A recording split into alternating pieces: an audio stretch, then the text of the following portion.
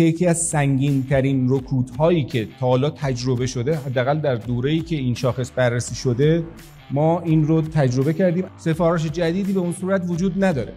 مواد اولیه نمیتونستن تامین بکنن و الان اگر تخصیص هم باز بشه کسی پولی نداره که تخصیصش رو بتونه بره بگیره. یعنی یک بنگاه با وضعیتی مواجهه که هزینه‌هاش به شدت داره بالا میره برای تامین مواد اولیه و از اون طرف مشتری وجود نداره. نون 82% گرون شده.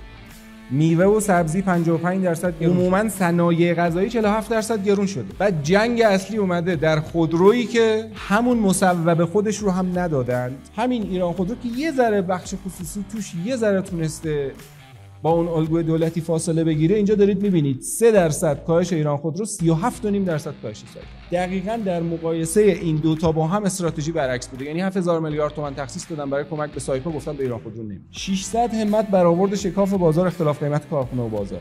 150 همت مطالبات تعیین تکلیف نشده زنجیره تامین و آینده فروشی خودروسازان داخلی در قالب قرارداد تفاهم‌نامه سه‌جانبه خرید این اوراق گام LC داخلی و STF تامین مالی زنجیره‌ای. 100 همت بدهی جاری دو خودروساز 600 همت. عدد و رقم داره حرف میزنه دیگه، داره خودش نشون میده که وضعیت چیست. و اینم پیش بینی تولیدی بوده که 1,500,000 دستگاه امسال خودرو تولید بشه. با این وضعیت ما الان در ماه پنجم هستیم به این وضعیت.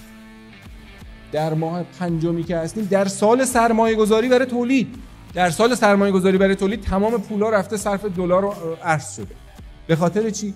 به خاطر آمریکا، به خاطر اسرائیل، به خاطر جنگ؟ نه خیر، به خاطر قیمت گذاری دست.